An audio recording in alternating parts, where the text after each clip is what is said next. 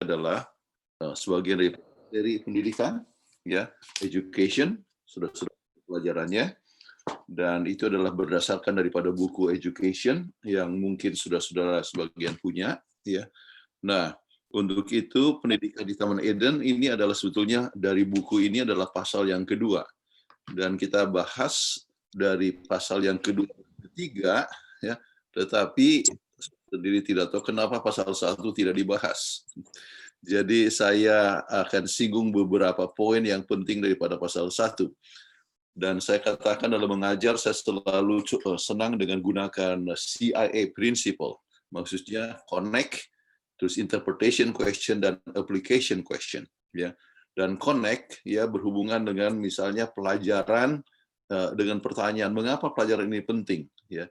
Jadi saudara-saudara bisa memberikan kesempatan kepada anggota untuk memberikan jawaban mereka, mengapa ini penting? Ya, well, gitu. Seorang bisa katakan masalah pendidikan, masalah penting sepanjang zaman. Kita membicarakannya tiap hari soal pendidikan, bukan? Ya, semua pengaruh yang ada di sekitar kita semua memberikan unsur kepada pendidikan. Kita perlu belajar rencana Tuhan dalam pendidikan manusia, ya, itu yang kita akan bahas sebentar. Kita perlu belajar bagaimana pendidikan akan memberikan kebahagiaan, sukacita, dan pengharapan bagi kita. Sebab kita punya tujuan semua supaya berbahagia, dan itu banyak ya unsur-unsur yang kita harus pelajari untuk dapatkan kebahagiaan, sukacita, dan pengharapan melalui pendidikan. Ya. Oleh sebab segala aspek dalam hidup kita tidak terlepas dari pendidikan. Kita ingin melihat yang paling ideal itu bagaimana. Ya. Pendidikan adalah dasar dari semua komunitas. Di mana-mana ya kita berikan pendidikan. Oke. Kemudian sementara rencana pendidikan pertama telah gagal, kita ingin belajar dalam pendidikan yang berhasil itu bagaimana. Kita harus mengetahui tujuan pendidikan, dan pendidikan mengubah manusia ya untuk hal yang positif atau negatif ya. Jadi ada salah satu definisi yang diberikan oleh salah satu ahli filsafat Greka ya, learning is change. Jadi belajar itu adalah berubah. Jadi pendidikan akan mengubah kita. Kita merasa senang bahwa kalau misalnya orang-orang yang tadinya pakaiannya kotor, compang-camping dan sebagainya melalui pendidikan jadi bisa apa? Berubah. Ya. Jadi itu unsur pendidikan sangat penting sekali. Baik. Oleh sebab ini dimulai dengan artinya diambil dari buku education, maka kita harus ingat mengapa kita percaya kepada Ellen G. White ya, dan ini adalah satu hal yang hebat ya, sebab dunia mengaku hebatnya ya tulisan Mrs. White, dan saya coba singgung sedikit ya sehubungan dengan buku pendidikan yang dituliskan oleh tokoh-tokoh dunia yang bukan dari gereja Advent. Oke, misalnya salah satu adalah seorang yang bernama George Wharton. Ya, dia menulis 40 buku ya, dan dikatakan tentang Ellen G. White wanita luar biasa. Walaupun belajar sendiri hampir seluruh hidupnya, ya, namun telah menulis dan mencetak lebih banyak buku dan dalam lebih banyak bahasa dan disirkulasikan lebih banyak dari penulis wanita siapapun sepanjang sejarah dunia. Ini George Wharton bukan orang Advent, mengatakan luar biasa sekali Mrs. White ini. Kemudian kita coba lihat ya buku pendidikan yang ditulis oleh Mrs. White ini ya dikatakan oleh seorang yang mempunyai jabatan profesor dalam dunia pendidikan ya, yaitu Florence Stratemeyer. Dikatakan begini, baru-baru ini buku Education oleh Ellen G. White telah menjadi perhatianku. Ditulis di awal abad ini, buku ini telah 50 tahun menanti zamannya. Dia tuliskan ini kira-kira 1950 ya. Saya kaget saat mengetahui bahwa buku ini ditulis oleh seorang berpendidikan 3 SD. Lebar dan dalamnya filsafat mengagumkanku. Konsep pendidikan harmonis dari pendidikan dan tindakan dalam prinsip konsep pendidikan yang maju. Mrs. White menaruh perhatian kepada pengembangan yang seutuhnya daripada manusia, fisik, mental, dan rohani. Ya. Jadi luar biasa sekali apa yang dikatakan tersebut. Oke. Buku pendidikan dengan saya tidak heran bila anggota gereja Masyarakat Tujuh memegang tulisan dari Ellen G. White dengan penuh rasa hormat dan membuatnya sebagai pusat dari pengembangan program pendidikan dari sekolah-sekolahnya. Nah, saudara-saudara sekalian, ini hal yang sangat luar biasa, ya.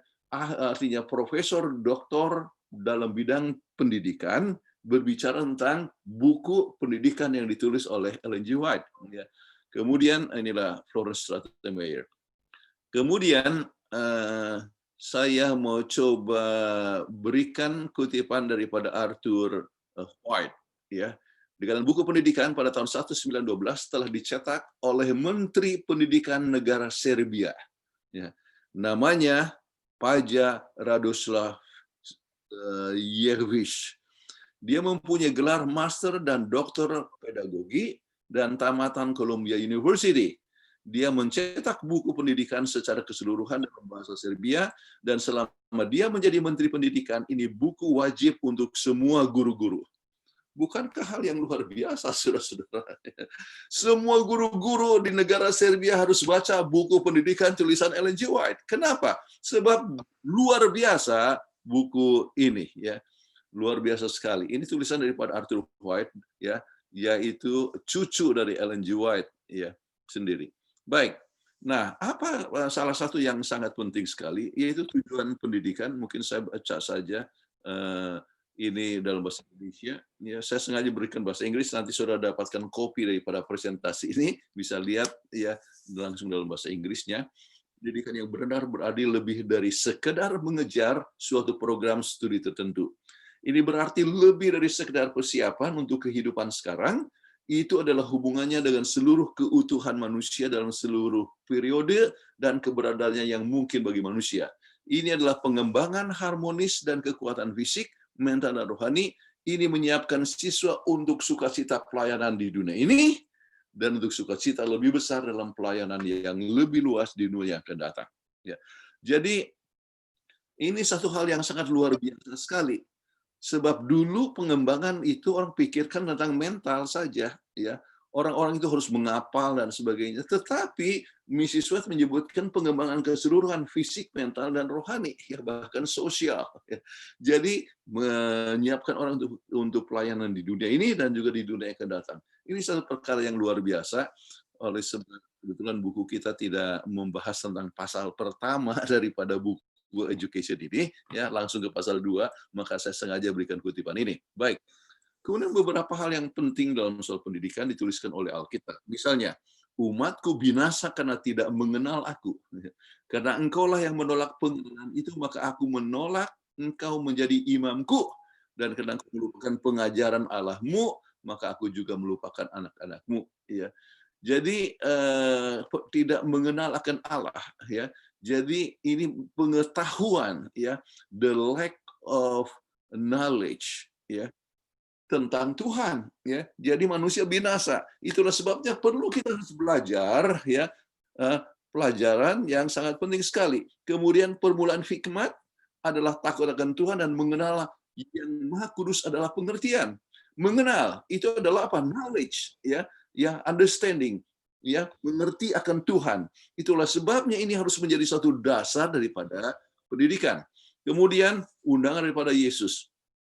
Marilah kepadaku semua yang letih lesu dan berbeban berat, aku akan memberikan kalian kedamaianmu. Pikulah kuk yang kupasang dan belajarlah padaku, ya, karena aku lemah lembut dan rendah hati, dan jiwamu akan mendapatkan ketenangan. Jadi ketenangan jiwa, kebahagiaan, sukacita, ya, itu akan kita peroleh kalau kita lebih banyak belajar dari Yesus Kristus. Nah, itulah yang merupakan satu inti yang sangat penting di dalam pelajaran kita sepanjang kuartal ini. Baik, nah sekarang kita masuk kepada pembahasan pelajaran khusus sekarang ini. Apakah yang Alkitab katakan tentang pelajaran ini? Jadi interpretation question. Tadi kan connect, ya, menghubungkan orang kepada pelajaran, pentingnya akan pelajaran. Kemudian dalam semua dari 6 judul yang diberikan ini, saya singkat, sudah bisa singkat dalam 3 kelompok besar. Pendidikan di Taman Eden, pendidikan di luar Eden, kemudian pendidikan di Eden yang dipulihkan. Oke, di Eden yang dipulihkan. Nah, sekarang belajar di Taman Eden sebelum dosa. Apa yang jadi dikatakan sebelum masuknya dosa. Ya. Nah, saudara-saudara sekalian, sangat penting kepada orang-orang atau Anda meminta mereka untuk membaca ayatnya, ya, daripada Kejadian 2 ayat 7 sampai 8, ya, tentang Tuhan menciptakan manusia, ya, dan Tuhan ciptakan sesuai dengan ya petanya, ya. Nah, ini ada satu perkara yang sangat penting sekali kalau soal peta Allah itu berbicara mengenai apa? Fisik, mental, dan rohani. Ya. Jadi dalam sekolah yang pertama ini, ya, maka pelajaran kita mengatakan Tuhan adalah gurunya, ya. Kemudian Adam dan Hawa adalah muridnya. Ruangan kelasnya adalah apa? Taman Eden. Ya. Hal yang luar biasa adalah taman itu ataupun dunia ini telah diciptakan sebelum manusia. Apa artinya? Menunjukkan kasih Tuhan yang luar biasa. Jadi Tuhan sebelum menciptakan manusia sudah menyiapkan ya untuk manusia. Ini satu hal yang luar biasa ya. Ini kalau saya membahas tentang rumah tangga ya, saya singgung juga tentang ini yang katakan bahwa sebelum kita menikah atau misalnya seorang laki-laki sebelum membawa kepada artinya seorang istri menjadi istrinya, seorang wanita menjadi istrinya, harus menyiapkan dulu. Sebelum mempunyai anak, harus siapkan dulu, harus ada persiapan. Ya. Nah, Tuhan menyiapkan lebih dahulu. Ya. Nah, mata pelajarannya kita lihat adalah alam, ya, kasih Allah. Ya. Kemudian Kejadian 2:15 metode pengajarannya melalui teori dan praktek. Ya. Ya, jadi teori misalnya mereka harus memberikan nama kepada binatang-binatang, kemudian manusia harus pelihara akan taman dan sebagainya, melihat dan memberikan nama juga kepada tanaman-tanaman dan sebagainya. Jadi kita bisa lihat bahwa itu adalah satu teori dan praktek. Jadi banyak orang belajar hanya mengenai masalah teori saja. Ya, baik. Kemudian apa yang kurang bagi manusia? Ya, kemudian ya kebutuhan akan teman. Mungkin Peggy boleh baca Kejadian pasal 2 ayat 20. Saya tidak ada di screen, harus lihat dari Alkitab. Oke, bentar. Kejadian 2 ayat 20. Ya. Manusia itu memberi nama kepada segala ternak, kepada burung-burung di udara, dan kepada segala binatang hutan. Tetapi baginya sendiri ia tidak menjumpai penolong yang sepadan dengan dia. Iya. Dia lihat memang ada orang utan, tetapi tidak ada orang yang lain. Jadi dia rindu untuk teman dan sengaja Tuhan memberikan kesempatan supaya orang mempunyai kerinduan. Ya. Kemudian pelajaran penting apa yang kita bisa lihat dari penciptaan itu bisa sementara tetap membuka Kejadian 2, bisa bacakan 21 dan 23. Kejadian 2 ayat 21 sampai 23. Lalu Tuhan Allah membuat manusia itu tidur nyenyak. Ketika ia tidur, Tuhan Allah mengambil salah satu rusuk daripadanya, lalu menutup tempat itu dengan daging. Dan dari rusuk yang diambil Tuhan Allah dari manusia itu, dibangunnyalah seorang perempuan, lalu dibawanya kepada manusia itu. Lalu berkatalah manusia itu, inilah dia, tulang dari tulangku dan daging dari dagingku. Ia akan dinamai perempuan, sebab ia diambil dari laki-laki. Oke. Jadi apa yang kita bisa pelajari dari situ? Ya. Nah, umumnya kita mengetahui sering katakan dia ambil tulang rusuk. Artinya bukan untuk diinjak, bukan dari kaki, bukan juga untuk mengepalai. Ya. Jadi itulah sebabnya sesuatu kesetaraan. Ya. Tetapi juga diambil dari tubuh daripada Adam. Artinya adalah sebagian daripada tubuhnya. Itulah sebabnya keluarga itu adalah satu unit. Ya. Satu adanya. Dan tidak boleh seorang katakan kepada istrinya itu adalah artinya sesuatu hal yang bersifat membenci ataupun artinya menggunakan kalimat-kalimat yang tidak tepat ya ataupun juga berbagai macam pertengkaran yang terjadi sebab sampai sekarang terjadi banyak sekali masalah rumah tangga. Jadi harus ada satu kesatuan dan itu bisa terjadi kalau menyadari bahwa dia adalah sebagian dari kita. Dan tujuan suami adalah membahagiakan istri dan istri membagian kepada suami dan itu adalah sama-sama di dalam satu tubuh. Oke. Baik. Belajar di Taman Eden ya. Belajar dari yang baik dan yang jahat. Itu dalam pelajaran kita dalam buku education ini dituliskan di dalam buku yang dalam pasal yang ketiga, ya. Saya harapkan saudara-saudara akan membaca juga buku education, dan ada bahasa Indonesianya kan, pendidikan, ya. Sebab itu sangat meningkatkan kita punya kerohanian kita. Ya. Jadi apakah instruksi yang jelas yang diberikan kepada manusia pertama tersebut? Ya. Jadi kita ingat Kejadian 2 ayat 15 sampai 17, ya. Saya sebutkan saja isinya, ya. Yaitu semua buah-buahan di taman itu boleh dimakan kecuali yang di mana, ya? Yang yaitu di tengah itu dikatakan adalah yang merupakan pohon daripada buah pengetahuan baik dan jahat. Apa artinya? Jadi ini adalah satu ujian, ya. Satu ujian, ya. Setiap instruksi artinya diberikan instruksi dan diuji, ya, apakah seorang itu menurut atau tidak, ya. Tetapi ternyata, ya, ternyata ada guru palsu yang datang yang mengajarkan sesuatu yang salah, ya. Jadi guru yang palsu itu kita lihat dalam Kejadian 3 ayat 1 sampai 8. Oke. Joy, apakah ada di situ? Boleh tolong baca. Oke. Kejadian 3 ayat 1 sampai 8. Adapun ular ialah yang paling cerdik dari segala binatang di darat yang dijadikan oleh Tuhan Allah. Ular itu berkata kepada perempuan itu, "Tentulah Allah berfirman, semua pohon dalam taman ini jangan kamu makan buahnya, bukan?" Lalu saut perempuan itu kepada ular itu, buah pohon-pohonan dalam taman ini boleh kami makan. Tetapi tentang buah pohon yang ada di tengah-tengah taman, Allah berfirman, jangan kamu makan, ataupun raba buah itu, nanti kamu mati. Ayat 4, tetapi ular itu berkata kepada perempuan itu, sekali-kali kamu tidak akan mati. Tetapi Allah mengetahui bahwa pada waktu kamu memakannya, matamu akan terbuka, dan kamu akan menjadi seperti Allah, tahu tentang yang baik dan yang jahat. Perempuan itu melihat bahwa buah pohon itu baik untuk dimakan, dan sedap kelihatannya. Lagi pula pohon itu menarik hati karena memberi pengertian. Lalu ia mengambil dari buahnya dan dimakannya, dan diberikannya juga kepada suaminya yang bersama-sama dengan dia, dan suaminya pun memakannya. Maka terbukalah mata mereka berdua, dan mereka tahu bahwa mereka telanjang. Lalu mereka menyemat daun pohon ara dan membuat cawat. Ketika mereka mendengar bunyi langkah Tuhan Allah yang berjalan-jalan dalam taman itu, pada waktu hari sejuk, bersembunyilah manusia dan istrinya itu terhadap Tuhan Allah di antara pohon-pohonan dalam taman. Oke.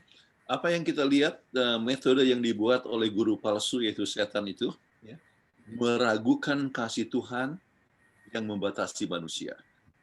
Jadi manusia kan dibatasi, tidak boleh makan semuanya, ya. Jadi buah itu tidak boleh dimakan, ya.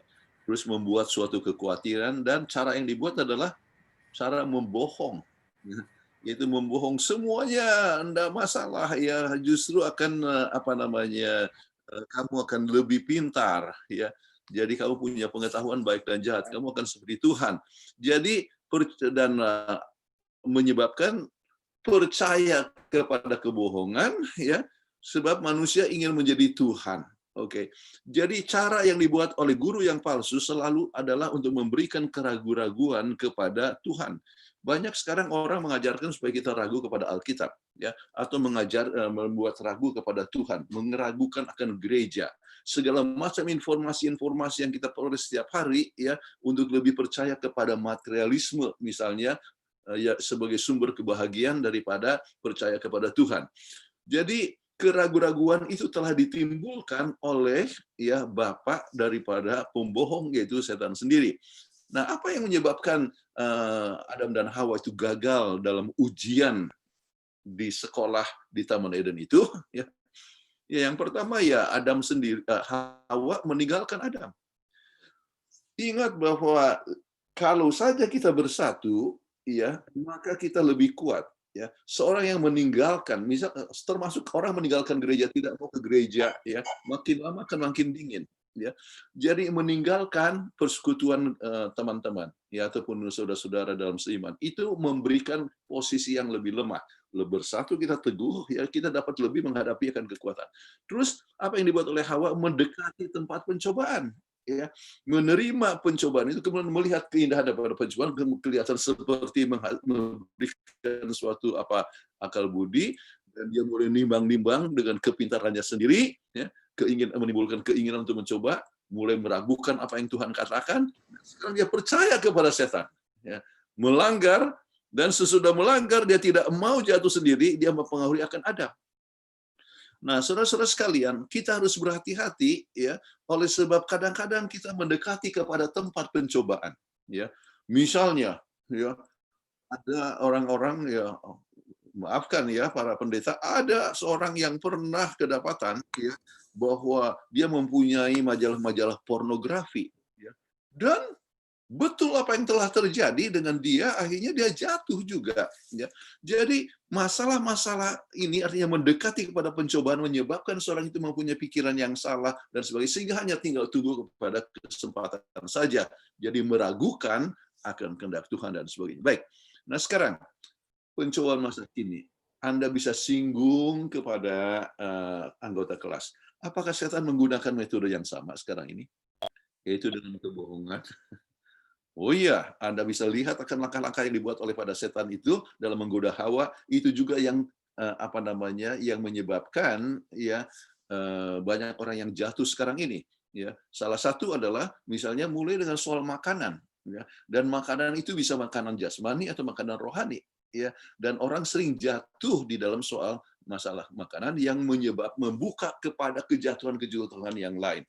Apakah manusia dapat jatuh dengan cara yang sama? Yaitu dengan meragukan Tuhan, ya, kemudian percaya kepada ajaran yang salah, ya, kemudian akhirnya percaya kepada diri sendiri, ya, coba merasa bahwa diri lebih bijaksana, ya, kemudian ataupun mendekati tempat tempat pencobaan, ya, seakan-akan saya tidak akan jatuh, ya. Saya teringat waktu bahas tentang seminar rumah tangga, kadang-kadang saya singgung pengalaman daripada seorang yang bernama Gordon MacDonald, ya. Satu waktu ditanya, ya, oleh satu orang, ya, kalau Anda mau jatuh, kira-kira apakah akan jatuh dalam bidang apa? Apa yang dia katakan? Saya bisa jatuh dalam apa saja, tetapi kecuali soal rumah tangga, saya tidak akan jatuh, ya, sebab saya mencintai keluarga saya dan sebagainya. Tetapi apa yang terjadi pada tahun itu juga dia jatuh, ya. Padahal dia adalah seorang penyuluh pernikahan, dia adalah seorang penulis buku dan seorang terkenal. Anda klik saja nama Gordon MacDonald, dia di situs, Anda akan dapatkan namanya dengan peranan yang penting, sampai dia merasa sangat sedih sekali oleh sebab dia sudah jatuh dan sebagainya. Nah, saudara-saudara sekalian, jangan sampai kita bisa mengalami suatu kejatuhan, tapi kita tahu bahwa setan menggunakan cara yang sama. Oke. Belajar dari Taman Eden, belajar yang baik dan yang jahat. Apakah risiko daripada pelanggaran? Ya, maka apa yang terjadi kalau kita lihat ayat-ayat ini, ya, perasaan bersalah. Mereka sembunyi, ya, perasaan bersalah. Kemudian mulai menyalahkan satu sama lain. Wah, perempuan yang kau berikan inilah, ya. Kemudian perempuan ini mulai menyalahkan juga kan kepada ular, ya. Dan siapa yang ciptakan ular? Yaitu Tuhan. Kalau begitu menyalahkan Tuhan. Jadi dosa menyalahkan orang lain adalah satu dosa yang, ya, yang tertua di dunia. Dan itulah yang kita bisa lihat bahwa sering dalam rumah tangga kita melihat saling menyalahkan satu sama lain. Ada masalah, ya, salah suami, salah istri dan sebagainya. Kemudian apa yang terjadi? Kesukaran dalam hidup, termasuk dalam melahirkan, jadi dia harus berpeluh untuk mendapatkan rezeki kita, kemudian kesukaran di dalam melahirkan, dan mereka harus diusir dari Taman Eden dan sebagainya. Kemudian apa yang terjadi? Alam juga mengeluarkan akan apa? Onak dan duri. Alam terpengaruh oleh dosa manusia. Dan apa yang terjadi? Kalau Anda membaca kepada buku Education ini, satu kerasan yang sangat sedih sekali pada saat mereka mulai melihat bahwa daun-daun itu juga mulai berjatuhan, ya. Kemudian bunga yang tidak pernah layu menjadi layu, ya, akibat daripada dosa, ya. Kemudian lebih pedih lagi pada saat lihat domba yang tidak bersalah, ya, harus disembelih, dan supaya itu melambangkan untuk penebusan daripada dosa. Kemudian untuk melambangkan mereka dapatkan dia punya kulit domba untuk menutupi ketelanjangan mereka. Jadi harus menderita alam, ya, apakah itu pohon-pohonan ataupun juga kepada domba yang harus menderita, ya, akibat dosa mereka. Saudara-saudara sekalian, ya, jadi pelanggaran memberikan suatu resiko, ya, yang besar kepada manusia. Baik.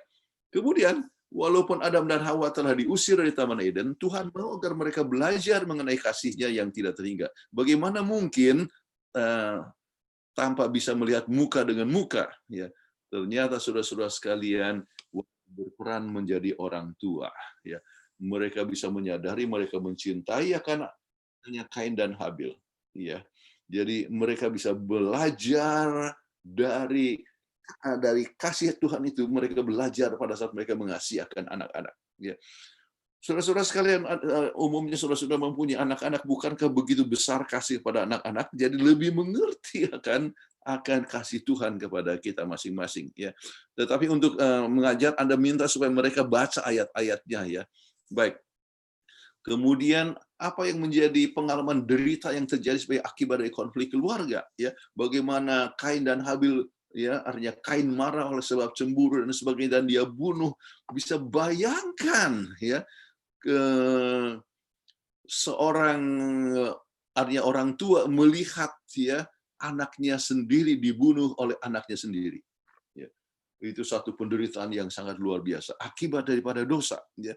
Tetapi Tuhan tetap menunjukkan kasih karunia-Nya kepada Adam dan Hawa dalam memperlakukan Kain, yaitu masih ada suatu hal yang baik, ya, dan Anda bisa mengajak murid itu yang membacakan akan ayat-ayatnya, dan Anda sudah mengenal akan ayat-ayat tersebut, oke? Dan saya tidak sebutkan di sini sebagai waktu ya, berjalan terus. Oke, belajar dari Eden yang dipulihkan, ya.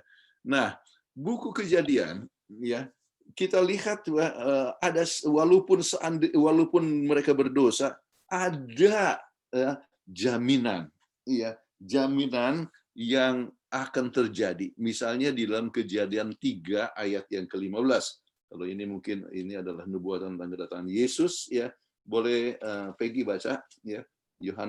Kejadian 3 ayat 15. Kejadian 3 ayat 15.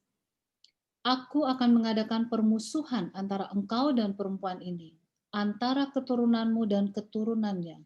Keturunannya akan meremukkan kepalamu dan engkau akan meremukkan tumitnya.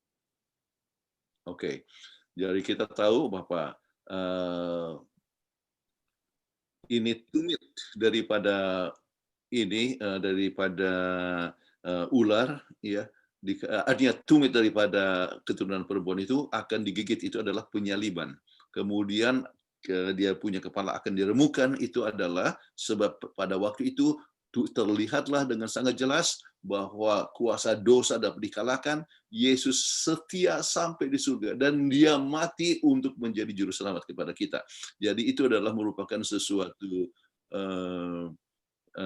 hal yang menunjukkan bahwa Eden bisa mulai dipulihkan. Kemudian kita bisa melihat, ini ada beberapa ayat bahwa Tuhan tetap mengasihi akan mereka. Anda lihat kepada beberapa tersebut, ya, misalnya mereka sengaja diusir supaya dari Eden supaya jangan sampai mereka makan daripada buah al-hayat yang menyebabkan mereka akan tetap hidup untuk selama-lamanya di dalam keadaan berdosa. Kemudian jadi adanya suatu pengharapan keselamatan, termasuk kisah daripada Nuh dan sebagainya, kita bisa lihat pada ayat-ayat tersebut. Tetapi kita lihat di mana kita bisa dapatkan janji dan nubuatan akan hari di mana Eden akan dipulihkan, ya. Kita coba lihat kalau Wahyu ataupun juga Yesaya, Anda bisa bacakan itu di kelas, ya, bagaimana adanya dunia baru, ya. Wahyu 21 1-5 atau 22 sampai 1-5 tentang dunia baru, artinya Eden yang dipulihkan. Yesaya 65 juga dunia, ya, langit dan bumi yang baru. Tetapi saya mau berikan, ya, kita lihat beberapa poin yang sangat penting dari 2 Petrus 1 ayat pasal 1, artinya pasal 2 dan pasal 3, yang merupakan suatu lambang daripada Eden kemudian kejatuhan ya dari Eden, kemudian kembali kepada Eden yang baru ya. Itu yang saya ingin coba berikan ya. Oke, kita coba lihat gambaran Eden. Ya, ini 2 Petrus 1 ayat 3 sampai 8. Ya, boleh tolong bacakan Ibu Peggy. 2 Petrus 1 ayat 3, karena kuasa ilahinya telah menganugerahkan kepada kita segala sesuatu yang berguna untuk hidup yang saleh oleh pengenalan kita akan Dia yang telah memanggil kita oleh kuasanya yang mulia dan ajaib. Dengan jalan itu ia telah menganugerahkan kepada kita janji-janji yang berharga dan yang sangat besar, supaya olehnya kamu boleh mengambil bagian dalam kodrat ilahi dan luput dari hawa nafsu duniawi yang membinasakan dunia. Oke. Karena Kemudian ayat 5-nya. Oke. Justru karena itu, kamu harus dengan sungguh-sungguh berusaha untuk menambahkan kepada imanmu kebajikan, dan kepada kebajikan pengetahuan, dan kepada pengetahuan penguasaan diri, kepada penguasaan diri ketekunan, dan kepada ketekunan kesalehan. Ayat 7, dan kepada kesalehan kasih akan saudara-saudara, dan kepada kasih akan saudara-saudara, kasih akan semua orang.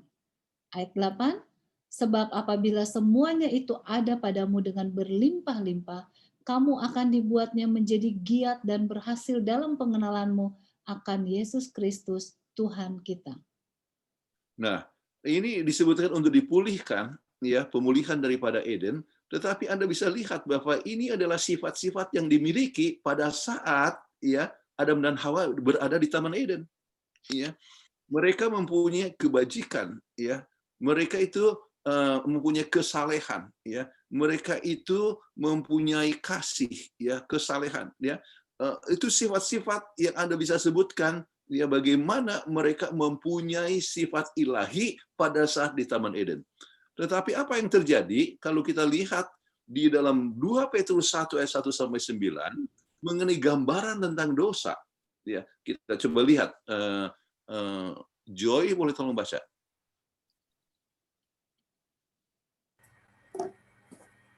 2 Petrus 2 ayat 1 sampai 9. Ayat 1. Sebagaimana nabi-nabi palsu dahulu tampil di tengah-tengah umat Allah, demikian pula di antara kamu akan ada guru-guru palsu. Mereka akan memasukkan pengajaran-pengajaran sesat yang membinasakan, bahkan mereka akan menyangkal penguasa yang telah menebus mereka, dan dengan jalan demikian segera mendatangkan kebinasaan atas diri mereka.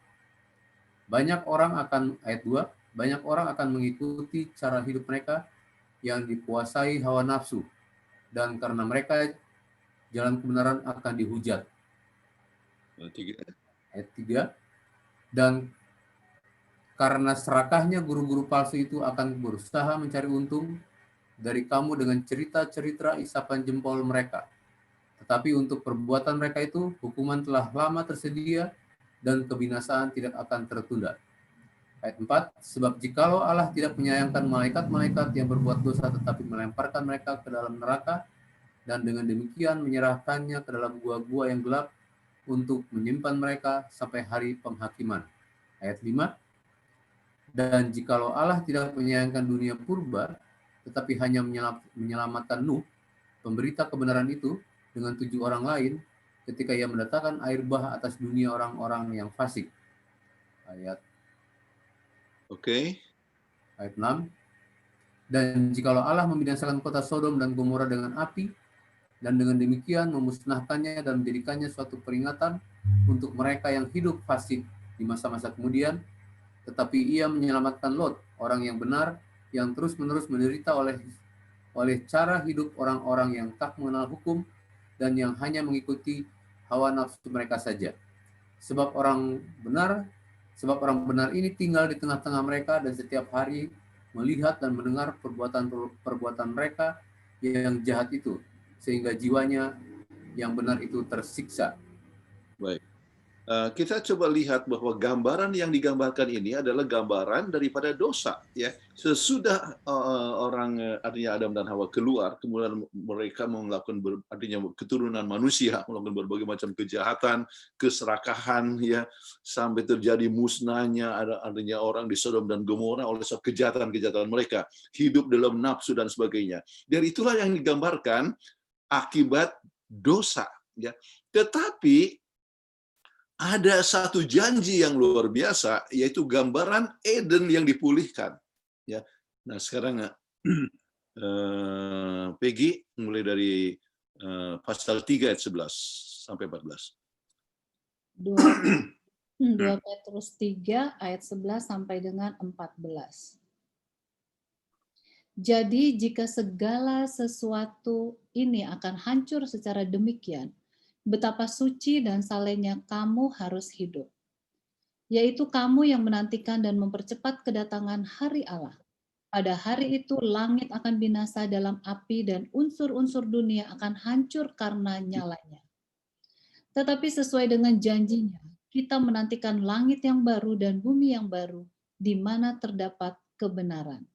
Ayat 14, sebab itu saudara-saudaraku yang kekasih, sambil menantikan semuanya ini, kamu harus berusaha, supaya kamu kedapatan tak bercacat dan tak bernoda di hadapannya dalam perdamaian dengan Dia. Nah, ini adalah merupakan satu gambaran, ya, tentang Eden yang dipulihkan, yaitu kita mempunyai sifat-sifat yang lain, yaitu yang tak bercacat dan tak bercela. Kemudian kita akan memandang kepada langit dan bumi yang baru, dan kejahatan sudah tidak ada. Nah, jadi sekarang kita coba lihat, ya, yang dapat didiskusikan di kelas Anda adalah apa yang menjadi tujuan pendidikan sekarang ini. Apakah praktik pendidikan di Taman Eden masih berlaku sekarang ini? Anda diskusikan, ya, di dalam kelas. Misalnya, ya, kadang-kadang kita hanya pikirkan tentang intelek pinter, artinya secara intelektual itu tinggi, tetapi tidak membahas mengenai masalah moral. Apa yang terjadi kalau orang itu pintar tetapi tidak punya moral? Ya. Padahal pendidikan itu harus melibatkan fisik, mental, dan rohani. Itulah sebabnya, maka ini harus menjadi pemikiran. Banyak orang katakan, wah, masukkan anaknya ke Harvard University, namanya tinggi, atau misalnya di Indonesia ke UI, ya, ataupun ke sekolah-sekolah yang sangat populer. Dengan tujuan apa? Bisa untuk hidup, ya. Tapi sering kadang-kadang, ya, sekolah-sekolah itu punya pasti kebaikan, kecuali kita mempunyai satu unsur yang sangat penting, yaitu pendidikan rumah tangga yang kuat, yang akan dibahas pada sahabat depan, ya. Nah, banyak orang yang akhirnya meninggalkan kebenaran oleh sebab apa? Terpengaruh oleh berbagai macam filsafat dunia, ya. Jadi langkah apakah yang dapat dibuat untuk memenuhi tujuan pendidikan? Ya, dalam hal ini Anda bisa membahas, ya, perlunya suatu kerjasama antara unsur-unsur yang akan memberikan pengaruh kepada pendidikan anak, yaitu faktor orang tua, faktor pendeta, gereja, ya, kemudian faktor sekolah. Ya. Jadi harus ada 3 komponen yang bekerja sama, ya, yaitu rumah tangga, ya, kemudian artinya rumah tangga dengan gereja dan sekolah pendidikan. Sesuatu yang gagal di rumah bisa ditolong kadang-kadang, ya, oleh sekolah atau oleh gereja. Jadi ada orang yang kadang-kadang memang datang dari keluarga yang amburadul lah istilahnya, tetapi kalau dia dekat dengan satu orang yang bisa memberikan dia dalam kerohanian, maka dia bisa berubah, ya. Waktu membahas, ini salah satu pembahasan yang kita akan bahas melalui obsesi hati pada hari Senin depan. Ya, seorang harus mempunyai hubungan yang erat dengan satu orang untuk pengembangan dia punya tabiat yang maksimal. Oke, aplikasi diskusi kedua. Manusia pertama jatuh dalam ujian di Taman Eden. Bagaimana setan menggunakan cara yang sama untuk menjatuhkan manusia sekarang ini? Ya. Kemudian itu bisa didiskusikan dan kita sudah sempat bahas. Selalu harus ingat, penurutan membawa kepada kebahagiaan, damai sejahtera dan sukacita. Pelanggaran membawa kita kepada derita, sakit, dan kematian. Apakah prinsip ini masih berlaku sekarang ini? bagaimana agar kita menang dari dunia pencobaan, ya, dari pencobaan setan, ya. Jadi kita saudara-saudara membahas di dalam kelas, ya, supaya masing-masing memberikan pendapat, ya, dan sebagainya, ya. Tapi prinsip sangat penting sekali. Banyak orang yang meninggalkan Tuhan akhirnya mengalami sesuatu duka cita yang luar biasa, ya. Tidak mendengar nasihat, ya, sering memberikan suatu permasalahan di dalam kehidupan, ya. Jadi kemudian supaya menang dari pencobaan, ingat selalu harus bersekutu dengan Tuhan. Jadi orang tua mendidik anak bukan hanya berikan perintah tanpa memberikan penyebab, ya. Kadang-kadang jangan merokok, padahal tidak sebutkan bahayanya daripada merokok, ya. Jadi anak harus belajar untuk mengambil keputusan dari kecil, ya, dari kecil untuk mengambil keputusan supaya mereka dapat berkembang tabiatnya. Dan kembali ingat, jangan hanya pikirkan kepada satu aspek dalam kehidupan, yaitu dia punya otak saja, ya, harus angka A, ya, dalam pelajaran. Padahal, ya, dia tidak berkembang secara sosial, secara emosi, ya, atau secara hubungan dengan Tuhan, ya. Jadi IQ dengan EQ dengan SQ, ya, ya, itu harus berjalan bersama-sama, ya, spiritual, ya, dengan dia punya fisik, mental, dan sebagainya. Oke. Tujuan pendidikan. Nah, kalau Anda membaca di dalam buku Education pasal pertama, tujuan pendidikan itu disebutkan pada halaman 13, yaitu pada awal pasal pertama. Tetapi pada akhir pasal pertama juga disebutkan lebih lanjut, ya. Dan saya berikan bahasa Indonesia di sini, untuk memulihkan dalam diri manusia citra penciptanya, untuk membawanya kembali kesempurnaan di mana ia diciptakan, untuk mendorong pengembangan tubuh, pikiran, dan jiwa, agar tujuan ilahi dalam ciptaannya dapat diwujudkan.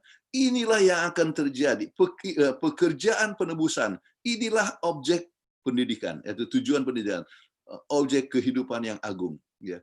Kita sebutlah tujuan daripada pendidikan, tujuan kehidupan yang agung, yaitu memulihkan citra Allah yang sudah hilang itu, ya. Jadi kita dikembalikan. Itulah sebabnya penting kita memiliki juru selamat, makin lama mempunyai pikiran yang rohani, pikiran yang saleh, ya, sesuai dengan kehendak Tuhan, kehidupan yang sesuai dengan kehendak Tuhan, ya. Kemudian tubuh juga akan lebih sehat dan sebagainya. Jadi tujuan pendidikan ini harus dipenuhi, ya, dan itu harus ditekankan dalam kelas kita, ya, saat Anda mengajar. Baik. Question and answer, ya. Sudah jam 8 di sana, ya. Oke. Ini ada, kalau tidak salah, Saudara Morten yang sebutkan ini. Apa yang dimaksudkan dengan meremehkan otoritas Allah dan tidak taat dengan otoritas Allah? Ya, artinya meremehkan artinya tidak percaya, ya. Dan oleh sebab tidak percaya akhirnya tidak taat, ya. Akhirnya melanggar, ya. Jadi ingatlah, Tuhan berbicara melalui firman-Nya, melalui Alkitab, Roh Nubuat, melalui pendeta Tuhan bicara, melalui orang tua atau melalui guru. Kalau kita meremehkan akan ajaran orang tua ataupun guru yang sesuai dengan Alkitab, ya, atau kehendak Tuhan, maka artinya kita sudah mulai meremehkan otoritas Allah, ya, dan artinya tidak taat kepada otoritas Allah. Itulah sebabnya Alkitab mengajak kepada kita dalam Ibrani 13 ayat 17. Taatilah pemimpin-pemimpinmu dan tunduklah kepada mereka, sebab mereka berjaga-jaga atas jiwamu sebagai orang-orang yang harus bertanggung jawab. Jadi kita jangan lupa, ya, para pemimpin yang Tuhan sudah percayakan, ya, apakah itu sebagai pendeta atau di jemaat, ya, apakah itu di conference, ya, ataukah itu di uni dan sebagainya, adalah yang Tuhan telah berikan kepercayaan untuk memimpin, maka harus dikatakan di sini kita perlu untuk menghormati, ya. Kita tidak boleh meremehkan. Nah, apa yang terjadi dalam masalah sekarang ini, begitu banyak sekali independent ministry yang coba membahas tentang kesalahan-kesalahan pada pemimpin dan sebagainya, ya, mengkritik dengan segala macam kritikan-kritikan, mereka tidak tahu keadaan yang sebenarnya itu bagaimana. Ya. Jadi eh, saya mungkin sebagian daripada Anda ikut dengan itu eh, kita punya Zoom setiap hari Kamis tentang sempalan kan, kita semua itu, apakah itu Davidian atau Present Truth atau yang lain, itu selalu apa, meremehkan pemimpin dan katakan artinya pendeta-pendeta yang merasa pintar tetapi sebetulnya bodoh, ataupun juga merasa kaya tapi miskin, mereka itu adalah suam-suam kuku dan sebagainya. Saudara-saudara sekalian, pekabaran Laodikia adalah pekabaran pengharapan. Ya, itulah sebabnya kita diajak untuk datang kepada Tuhan untuk menerima iman yang teruji, mempunyai kebenaran Yesus ataupun mempunyai Roh Kudus. Ya, jadi kelompok-kelompok itu selalu melihat akan menemplak ya, tetapi tidak melihat bahwa itu adalah satu pengharapan di situ. Baik, itu hanya sedikit tambahan. Baik. Pertanyaan daripada orang yang sama, bagaimana dan apa pelajaran aplikatif untuk kita cerna melalui iman dan keputusan murid Taman Eden? Ingatlah, setiap penurutan membawa sukacita, kebahagiaan, dan damai sejahtera. Setiap pelanggaran membawa perpisahan dengan sumber kehidupan, membawa derita, penyakit, dan kematian. Ya. Jadi itu adalah satu pelajaran aplikasi yang sangat penting sekali. Itulah sebabnya Tuhan memberikan kepada kita pilihan, kita harus memilih ya yang sesuai dengan kehendak Tuhan. Ya. Jadi kebebasan bukan untuk melanggar, kebebasan adalah untuk memilih ya yang benar. Kemudian orang yang sama menanyakan, ya Saudara Morten, Adam mengetahui dan tahu tindakan yang diambil oleh Hawa salah. Seharusnya Adam melalui iman dia bisa menolak dan membiarkan Hawa terpisah dengannya karena melawan guru. Apa pelajaran yang kita ambil dari keputusan Adam untuk bersekutu dengan Hawa? Gitu dalam konteks memakan buah yang dilarang. Ya. Jadi pelajaran kadang-kadang ya kita ikut terpengaruh oleh sesuatu kejatuhan, jadi ikut sama-sama jatuh. Mungkin juga menurut Roh Nubuat katakan bahwa ia begitu mencintai akan si Hawa dan tidak mau Hawa mati sendiri. Jadi biarlah kita mati sama-sama. Saudara-saudara sekalian, ya. Padahal kalau seandainya dia tidak ikut terpengaruh dengan Hawa, Tuhan bisa memberikan akan Hawa yang baru. Ya. Tetapi ini adalah satu pemikiran yang sangat penting sekali ya untuk diketahui bahwa kita perlu untuk menggunakan suami dan istri ataupun dalam jemaat sebagai sarana untuk mendukung satu sama lain. Ya. Jadi kalau suami lemah, istri harus kuatkan. Istri lemah, suami akan kuatkan.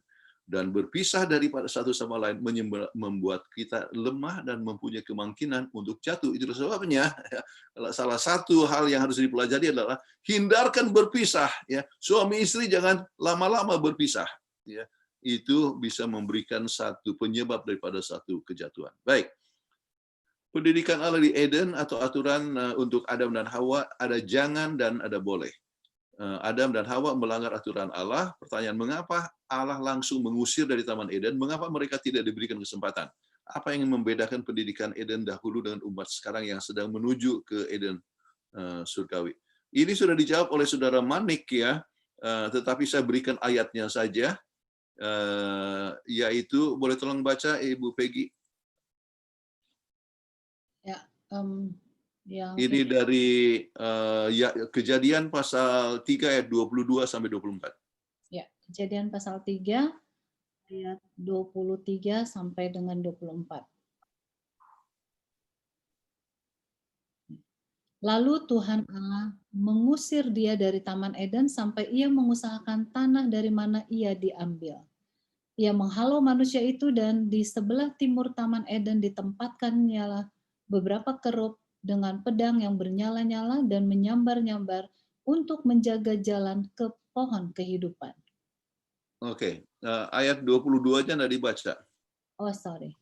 Ayat 22, berfirmanlah Tuhan Allah, sesungguhnya manusia itu telah menjadi seperti salah satu dari kita, tahu tentang yang baik dan yang jahat.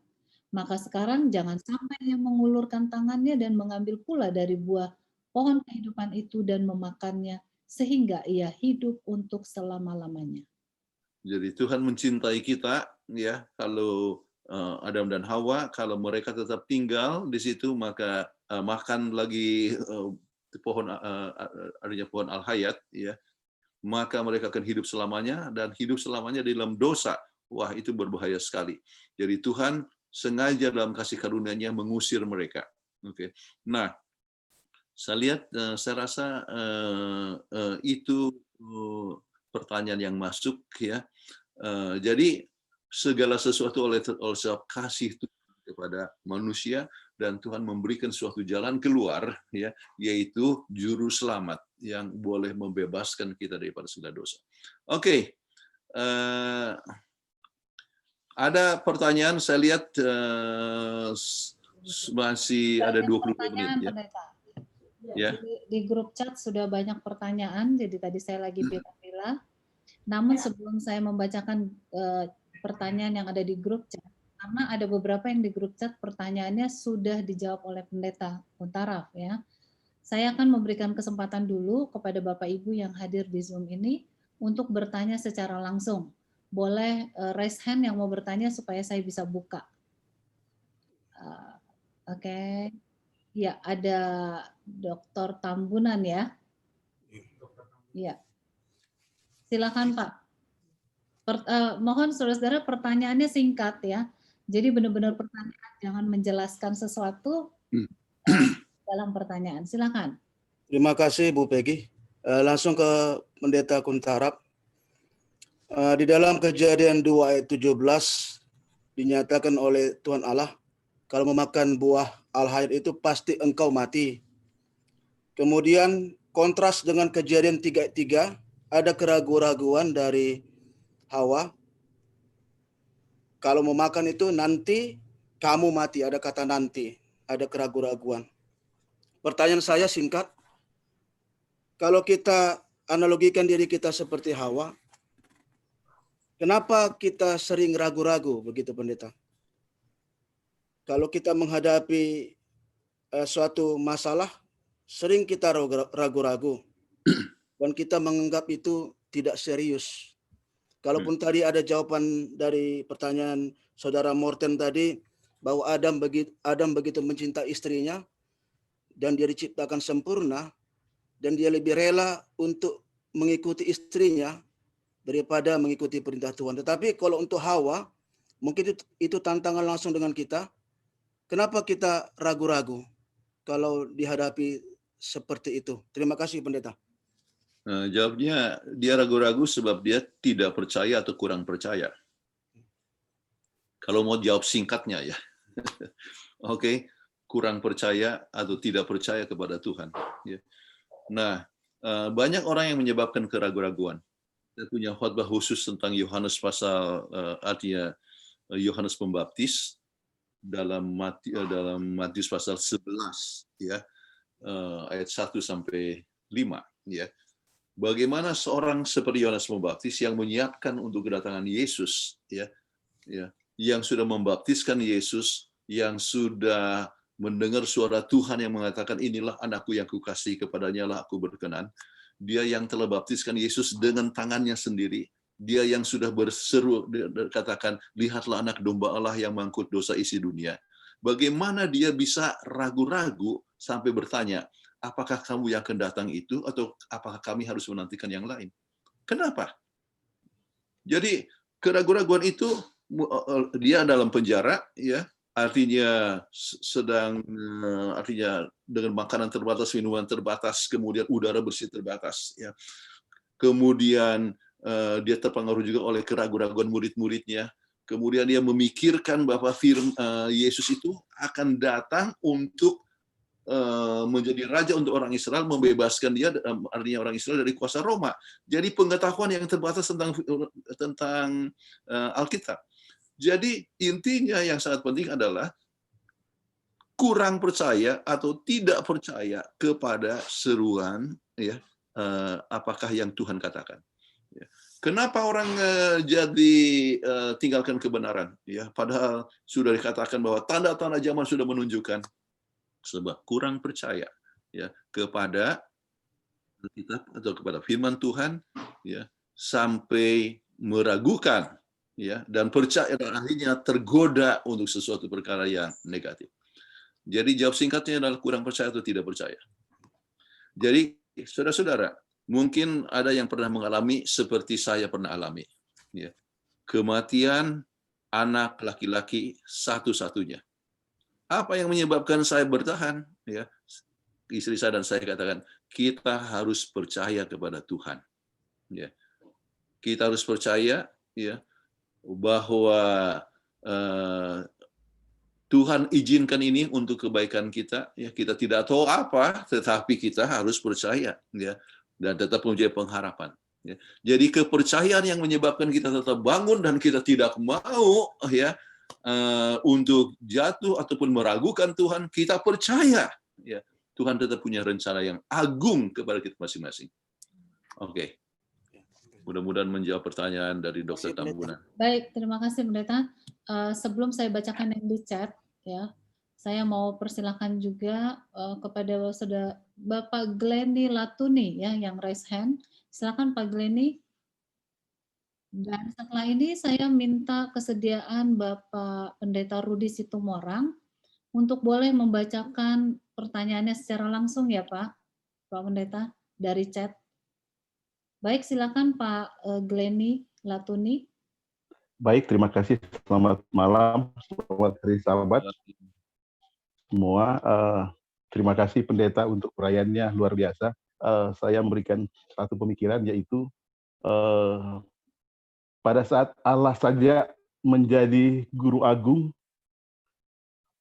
sistem sekolah waktu itu bisa dimasuki oleh dosa, ya.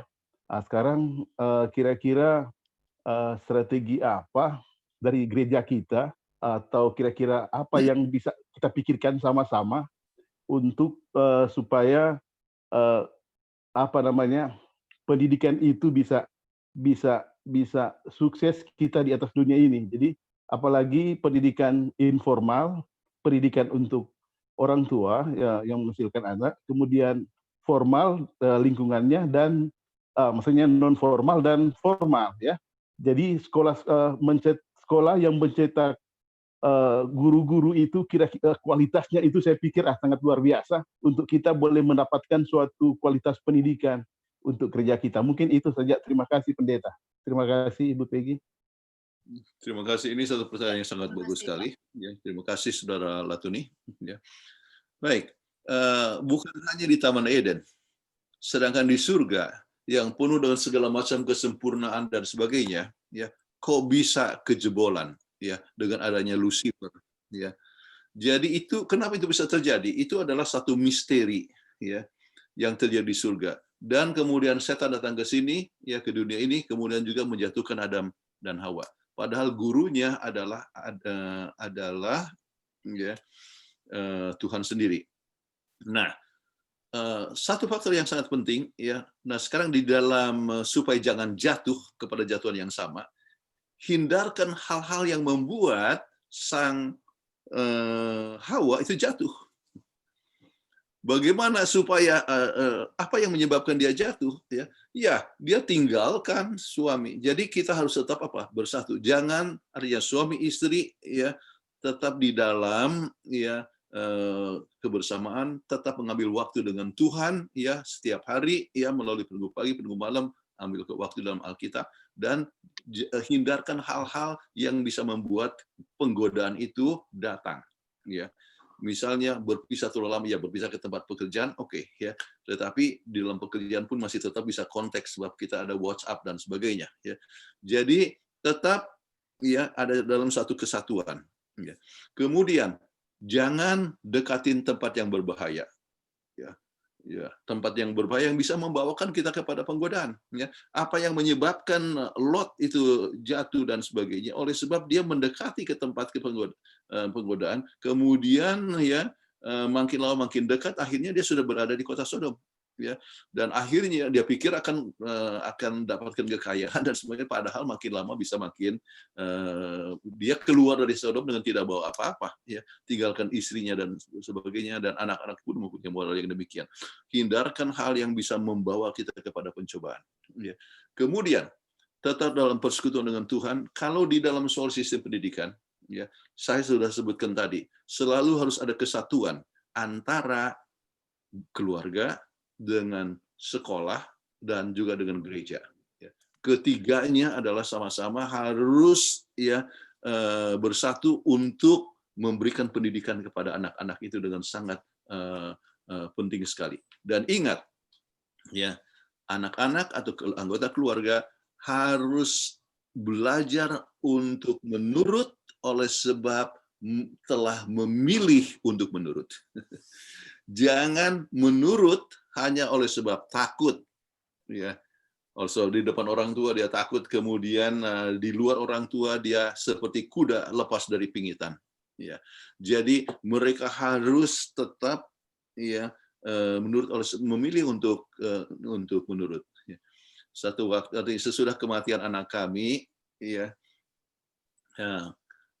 kami ada perjalanan, ya, ke Abidjan, Afrika Barat, kemudian juga ke Pretoria, Afrika Selatan, dan kami diundang makan, ya, dan mereka bawa kami ke Chinese restaurant. Kemudian saya katakan kami makanan vegetarian, ya.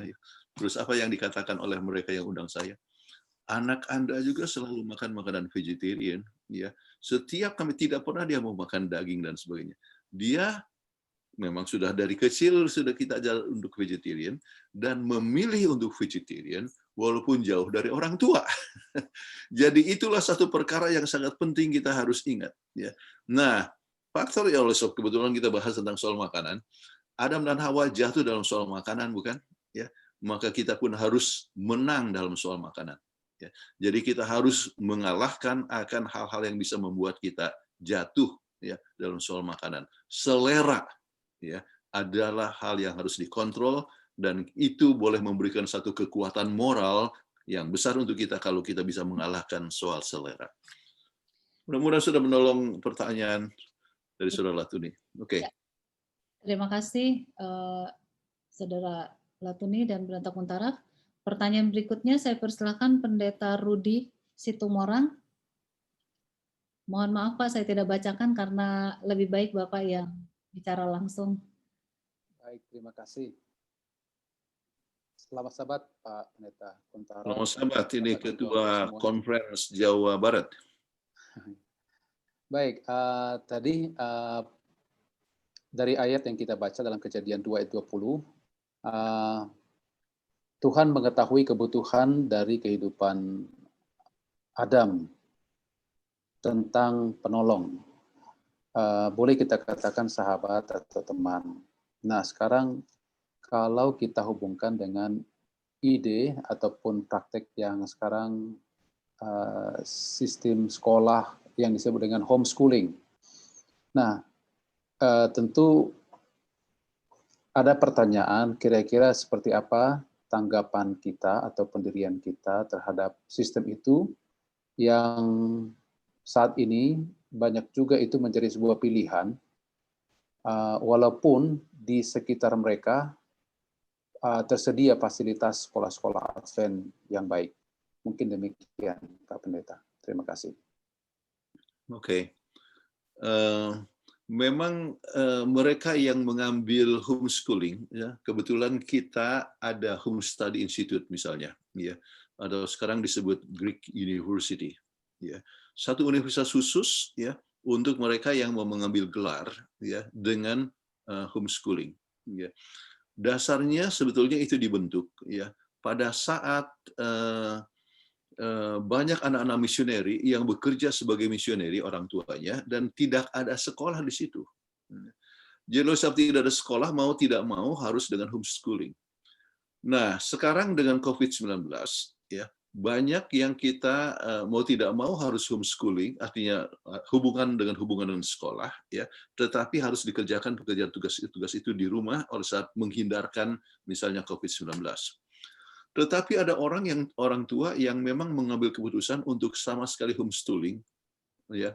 Mereka homeschooling oleh sebab ya dikhawatirkan adanya pengaruh-pengaruh negatif daripada sekolah, ya, yaitu banyaknya misalnya pengaruh-pengaruh negatif, termasuk misalnya di dalam soal narkoba misalnya, ya.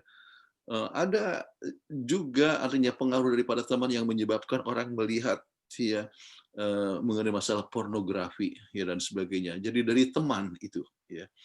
Nah, kita melihat bahwa ada artinya orang tua yang mengambil keputusan demikian supaya jangan ada pengaruh yang negatif yang bisa masuk kepada anak-anaknya. Nah, sekarang untuk itu saya ingin berikan jawaban, ya, bahwa manusia itu adalah makhluk sosial, ya. Dan kalau seandainya selalu tinggal dengan homeschooling, ada sesuatu perkara yang kekurangan dalam dia, ya, yaitu dalam hubungan sosial, ya, dengan orang lain. Kadang-kadang jadi tidak bisa bergaul dengan orang lain, ya. Sementara satu segi bisa terpenuhi, yaitu dari segi inteleknya, mungkin segi rohaninya, tetapi kadang-kadang dari segi emosi ataupun sosial tidak dapat berkembang dengan baik. Itulah sebabnya ya sangat penting mereka yang mempunyai homeschooling tetap ya mempunyai kesempatan dalam pergaulan, misalnya dalam teman-teman gereja dan sebagainya, yang boleh mendukung satu sama lain. Ya. Faktor yang sangat penting adalah orang tua telah mengajar anaknya ya untuk dapat memilih suatu pilihan yang baik, sehingga walaupun ada kesempatan untuk perkara yang negatif, ya, mereka akan memilih hal yang baik. Misalnya, ya, untuk hindarkan pornografi. Ya. Saat homeschooling artinya menggunakan internet dan sebagainya, ada jutaan ya situs pornografi. Ya, yang walaupun dia di rumah tidak ke sekolah bisa juga terpengaruh kan ya dengan pornografi. Sebab kadang-kadang langsung masuk saja ke ke HP seseorang ya yang dikirim oleh seseorang yang tidak dikenal ya. Nah, untuk itu kalau seandainya seorang itu sudah diajar sedemikian rupa ya untuk tahu memilih yang baik ya, maka begitu lihat itu langsung dia akan apa? Delete ya, dia akan hindarkan ya atau exit daripada satu grup yang bisa membawa dia satu perkara yang negatif ya.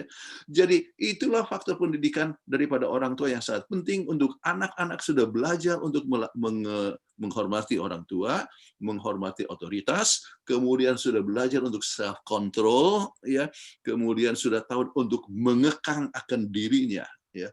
Dan tetap pergaulan yang baik yang bisa mendukung satu sama lain. Ya, jadi itu satu poin yang sangat penting. Kalau jalur ya homeschooling yang akan dibuat, sebab nanti kan sekolah akan terbuka satu waktu. Ya, saya tidak tahu kalau sebagian mungkin sudah terbuka. Jadi orang tua harus dan guru-guru harus mawas diri. Sekarang itu luar biasa sekali pengaruh-pengaruh negatif yang datang. Beberapa lama yang lalu kita saja ngomong-ngomong dengan satu sekolah yang berada jauh di luar kota. Kita sebutlah dusun, tetapi dia punya murid-muridnya ya nonton pornografi melalui HP dan sebagainya.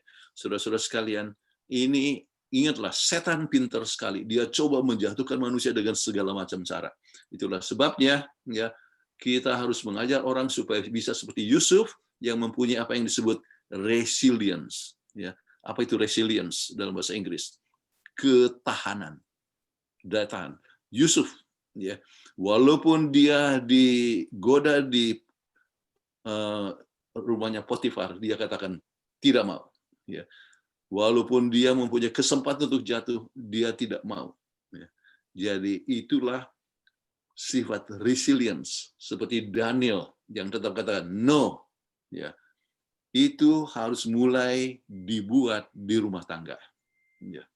Dan kalau misalnya anak-anak itu sudah dididik demikian rupa, maka dia akan berkata tidak untuk hal-hal yang bisa menjatuhkan dia. Mudah-mudahan sudah menolong apa yang ditanyakan oleh Pendeta Rudi Situmorang.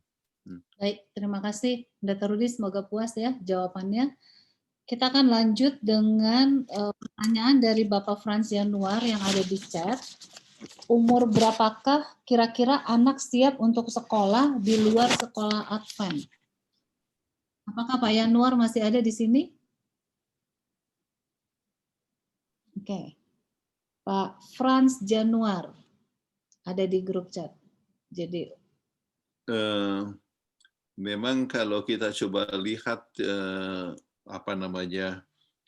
tulisan daripada Mrs. White, ya disebutkan ya bahwa usia ya 8 atau 9 tahun baru siap anak-anak itu. Jadi biarlah orang tua itu selama mungkin dengan anak-anak ini. Ya, ada tulisan itu ya. Bahkan ada seorang yang menulis buku kalau tidak salah nama Raymond Moore, ya, dosen Andrews University. Raymond Moore menulis buku, ya, saya baca itu mungkin 40 tahun yang lalu, ya, too early, ya, or too late, ya, terlalu cepat atau terlalu cepat atau terlalu lambat, ya, itu berbicara tentang itu. Nah, saudara-saudara, ya, ini menyangkut kepada hal-hal yang sangat penting sekali. Saya tahu anak yang dibesarkan ya dari keluarga yang masuk sekolah ya sesudah umur 9 tahun dan orang tua selalu menjadi gurunya yang baik, tetapi rupa-rupanya pengembangan sosialnya juga terbatas ya, dan apa yang terjadi saya kenal sampai sekarang keadaan hidupnya cukup menyedihkan oleh sebab dia telah tergoda untuk beberapa hal yang negatif yang saya tidak ingin sebutkan. Jadi sekarang kalau betul mengikuti prinsip daripada tulisan Roh Nubuat, haruslah seluruhnya Roh Nubuatnya, yaitu betul-betul orang tua 100% dengan anak ini, dan anak itu belajar ya, sudah memilih dan sebagainya bersama dengan orang tua ya, dengan pilihan-pilihan yang baik ya, mungkin itu adalah satu hal yang tepat. Namun sementara bapak dan ibu bekerja ya, membiarkan seorang anak ya untuk belajar homeschooling ya di rumah misalnya, artinya sama sekali tidak masuk ke sekolah ya, baru sesudah umur 9 tahun ke atas ya, itu menimbulkan beberapa perkara yang negatif. Kenapa? Oleh sebab ya anak merasa tertekan, dia merasa bahwa dia berbeda dengan yang lain ya, akibatnya dia merasa inferior ya. Jadi oleh sebab dia merasa inferior, dia daya capainya juga akan menjadi terbatas dan sebagainya ya. Jadi saya rasa ya usia 7 tahun cukup baik. Cucu kami masuk sekolah umur 7 tahun ya. Jadi tetap baik ya hubungan dengan orang tua, dan selalu ada orang yang dekat dengan anak ini, dan anak, tapi walaupun 7 tahun masuk sekolah formal, dia waktu masuk sekolah formal itu 7 tahun dia sudah bisa baca. Dia sudah bisa baca ya. Kenapa? Oleh sebab kami berikan bimbingan-bimbingan ya. Kemudian ada alat-alat sekarang ini ya, yang bisa diberikan kepada anak untuk mulai belajar di rumah, tetapi masih dalam suasana yang baik dengan orang tua dan sebagainya ya. Jadi kami tidak pernah meninggalkan cucu ya tanpa adanya pengawasan ya. Jadi ada au pair, istilah au pair ini adalah penjaga anak yang juga mempunyai pendidikan ya, dari Brazil ya, menjaga cucu kami, kemudian diambil kelas-kelas, maka kami akan bersama dengan cucu ya dan sebagainya. Jadi sekarang oleh sebab COVID-19 ya, maka kami tidak bisa jaga cucu sekarang ya, tetapi apa yang dikatakan orang tua ya, istri, artinya anak saya dan menantu, mereka bagi waktu ya. Tidak ada lagi pembantu sekarang. Bagi waktu, kalau ada mama di rumah, bapak kerja, kalau bapak kerja, mama di rumah. Jadi, tapi mereka pun sudah sekolah kan, sudah 8 tahun ya. Sekolah, tetapi waktu anak-anak sekolah juga selalu ada anak di rumah, ada orang tua di rumah. Itu satu hal yang prinsip pendidikan yang penting. Jadi pertanyaan yang ditanyakan barusan itu tergantung, kalau untuk saya pribadi umur 7 tahun baik. Ya, tapi sebelum itu mereka harus ada misalnya playgroup dan sebagainya, ya, bergaul dengan teman-teman dan sebagainya. Mereka harus sudah alami, ya, justru sebelum usia 7 tahun. Ya, ada waktu di mana mereka bisa belajar untuk bergaul supaya ada pengembangan yang selaras. Ingatlah, dikatakan true education is the harmonious development of the physical, the mental, and the spiritual powers. Ya. Jadi pendidikan yang benar adalah, ya, pengembangan daripada kuasa fisik, mental, dan rohani. Ya. Oke. Terima kasih, Pendeta. Oh, sudah lewat ini ya, Ibu Peggy, waktunya. Baik, saya ada pertanyaan di chat, ada beberapa, Pendeta. Namun minta maaf kepada yang lain, ada pertanyaannya yang sama, mirip-mirip. Kemudian ada juga pertanyaannya di luar dari pelajaran kita, jadi saya tidak bacakan. Namun demikian, ada dari saudara Billy bertanya di chat, selama sahabat Pendeta Kuntaraf, apa boleh di-share bentuk aktivitas atau pendidikan Adam dan Hawa di Taman Eden yang menunjukkan target pendidikan Kristen, fisik, mental, spiritual? Di satu sisi, sebenarnya mereka manusia yang sempurna, di mana 3 komponen itu masih sempurna dalam hidup mereka. Jadi dia minta di-share bentuk aktivitas atau pendidikan dari Adam dan Hawa di Taman Eden. Baik, sudah sebetulnya kita singgung. Pertama, instruksi, ya, muka dengan muka.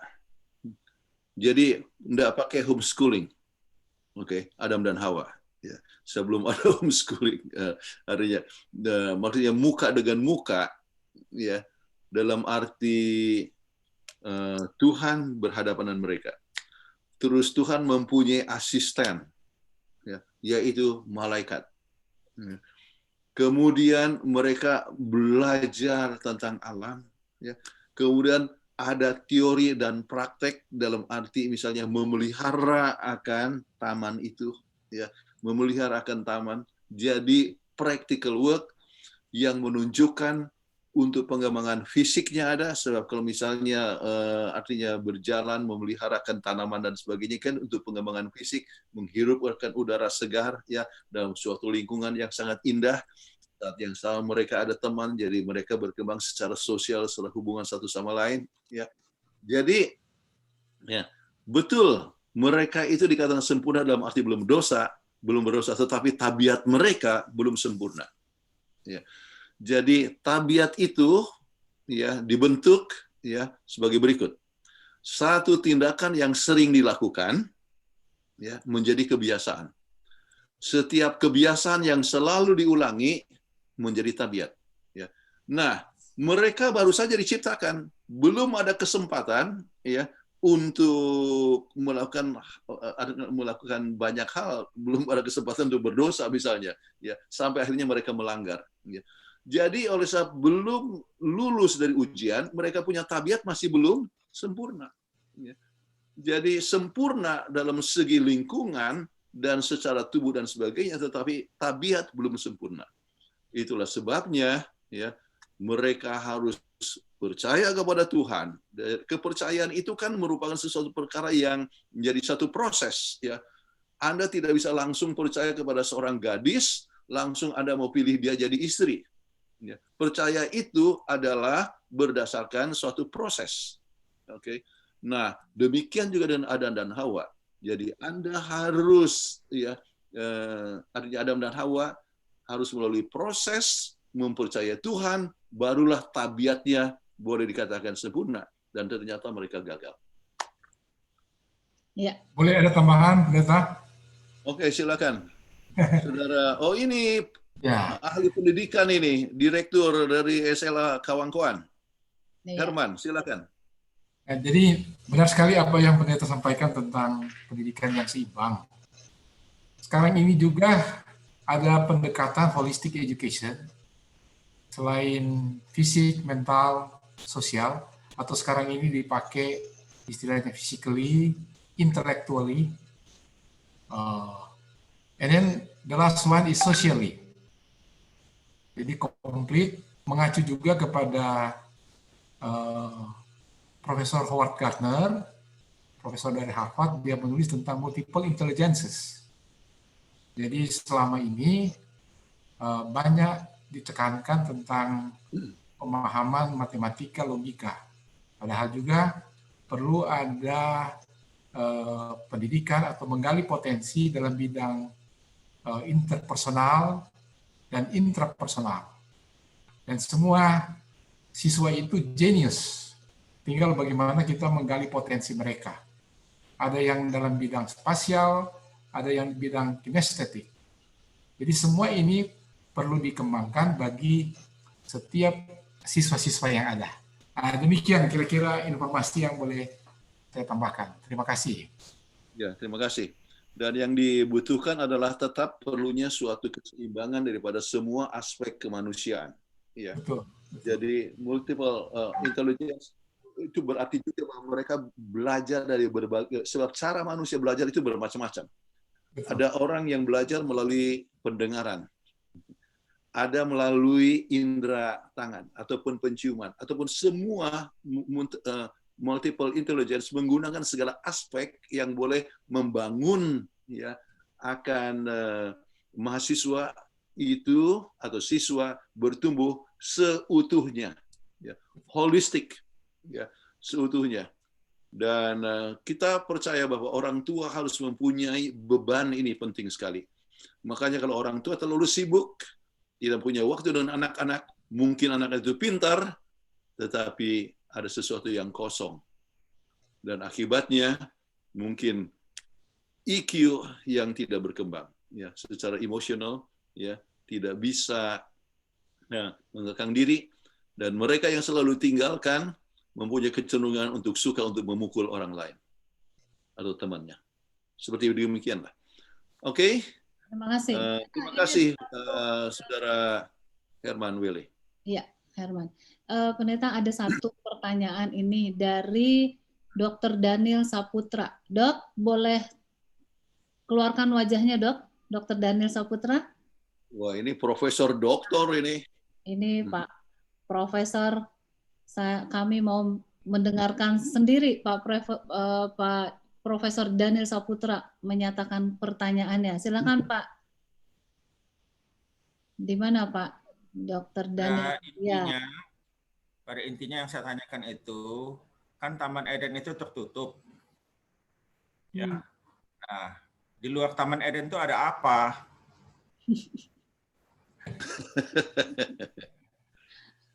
Lanjut Oke. dong Pak. Hah? Lanjut. Itu saja pertanyaannya. Itu ringkasnya pada dasarnya itu. Apa ada dinosaurus di luar? Di dalam Taman Eden nggak ada dinosaurus kan? Yeah. Oke. Jadi di luar Taman Eden, ya, adalah dunia sekarang ini. Pada waktu itu, dengan belum ada perkotaan, ya, tetapi kita mengetahui bahwa suasananya sebetulnya masih indah. Ya. Ciptaan Tuhan itu adalah indah. Ada gunung, ada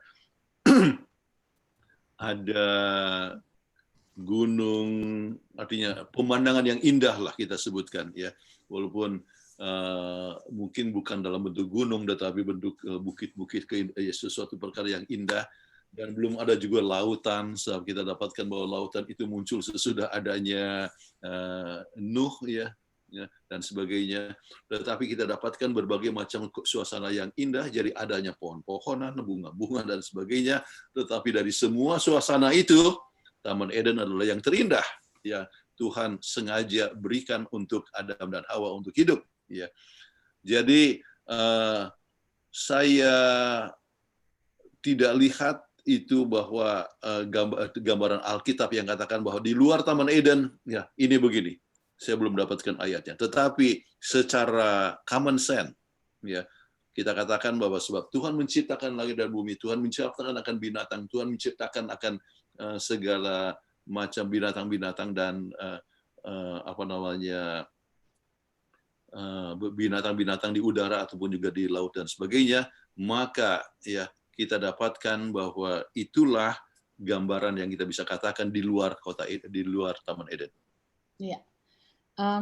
Terima kasih Pendeta. Ini ada 2 pertanyaan terakhir yang Pendeta Simanjuntak ini sebetulnya harusnya sudah bisa dijawab sendiri nih Pendeta Simanjuntak nih. Pertanyaannya, apa yang dimaksud sesungguhnya manusia itu telah menjadi salah satu dari kita dalam Kejadian 3 ayat 22. Kenapa tidak disebutkan sama seperti kita? Ini Pendeta Posman Simanjuntak. Pak Pendeta Posman masih ada di sini? Dari Pangkal Pinang gitu. Masih ada tidak? Pinang. Kalau orangnya sudah tidak ada, kita lewatkan ya dengan pertanyaan yang lain. Ada Pak Posman? Ada. Silakan Pak Posman, coba ditambahkan pertanyaannya. Ini pertanyaan ini kebetulan ditanyakan oleh orang, mengapa dikatakan menjadi salah satu seperti kita, tidak disebutkan sama seperti kita. Salah satu dengan siapa? Dengan Allah Bapa atau Allah Anak? Apa ada bedanya? Mana ini, Pak? Ini tidak berbicara mengenai masalah bentuk tubuh, ya, tetapi ini berbicara mengenai masalah pengetahuan. Kan makanya disebutkan bahwa yang dimakan pengetahuan baik dan jahat, ya. Jadi mengetahui antara baik dan jahat. Tadinya rupanya mereka hanya tahu yang baik-baik saja, ya. Tetapi sesudah mengetahui yang baik dan jahat, ya, jadi dikatakan sama di dalam masalah pengetahuan untuk kasus itu. Bukan berarti bahwa kita sepintar Tuhan, ya, tetapi hanya di dalam pengetahuan, ya, mengatakan bahwa ini adalah suatu perkara yang salah. Misalnya memukul itu salah. Ya, artinya itu adalah pengetahuan bahwa memukul itu salah, mencuri itu salah. Ya. Jadi itu adalah satu pengetahuan, bukan berbicara mengenai masalah tubuh secara fisik, ya. Oke, Pendeta, ini ada satu. Ibu Tin Haumahu masih di sini? Boleh unmute, Bu, suaranya saya mau dengar. Selamat malam, Ibu Peggy. Ibu Tin Haumahu. Oh, Bapak yang bertanya. Sorry, Mi. Sorry. Oh, oke, baik. Silakan Pak, dibacakan pertanyaannya. Selamat malam, Bu Peggy. Selamat pagi, Pendeta Tentara. Saya cuma bertanya, untuk yang tadi dikatakan bahwa setan, he is so smart gitu. Dia tidak stupid sehingga dia kenapa dia memilih? Is he know that ada Hawa itu weakness, atau kenapa dia nggak langsung Adam duluan? Why dia choosing untuk dia deals dengan Hawa, Pak? Mohon maaf. Jawabnya oleh sebab Hawa lah yang mendekati akan tempat tersebut. Oh, really? Ya. Jadi mendekati tempat tersebut, jadi dia melihat bahwa Hawa mempunyai sifat curiosity yang lebih besar daripada Adam. Mendekati tempat pencobaan. Itu disebutkan oleh tulisan Mrs. White. Dia mempunyai curiosity, ya. Jadi keingintahuan. Dan kadang-kadang wanita lebih banyak pengen tahu daripada laki-laki, ya. Sorry. Oke. Anyway, saya kira itu jawabnya. Ya, Thank you, Pastor. Thank you, Peggy. Oke, terima kasih, Pak. Pendeta, ini waktunya sudah lewat 15 menit. Tapi saya akan kasih satu orang penanya saja langsung. Jadi saya tidak bacakan dari chat. Mohon maaf supaya ini kelihatan enak ya kalau live. Adakah satu orang yang mau bertanya secara live? Boleh raise hand? Ya, Pak Bernard Sagala mau bertanya? Baik, selamat sahabat. Terima kasih Bu Peggy dan Pendeta Kuntara. Sebenarnya pertanyaannya ada juga dari salah satu dari Pak Yusuf. Saya ingin kombinasikan pertanyaan itu. Berapa lama Adam dan Hawa berada dalam didikan Tuhan sampai dia jatuh? Dan berapa lama setan bersama menggoda Adam Hawa, akhirnya Hawa jatuh. Artinya saya ingin melihat juga seberapa kuat sebenarnya pengaruh ini sehingga begitu lama dia dididik oleh Tuhan tetapi mungkin hanya sebentar digoda oleh setan langsung jatuh. Demikian juga supaya aplikasinya nanti ya di dalam kita mendidik anak-anak di rumah, kita didik lama-lama tetapi hanya sebentar keluar, gampang jatuh. Jadi bagaimana kita menyikapi hal ini? Mungkin ini pertanyaan saya, Pendeta. Terima kasih. Terima kasih, Saudara Benar Segala. Saya tidak bisa menjelaskan hal yang tidak tertulis dalam Alkitab. Jadi berapa lama itu kita tidak tahu. Hanya boleh katakan bedanya hanya satu pasal. Diciptakan, ya sudah disebutkan pasal pertama, tetapi pasal kedua yang disebutkan dibentuk dan sebagainya, pasal 3 sudah jatuh. Ya. Jadi bedanya satu pasal, tapi jangka waktunya itu kita tidak tahu.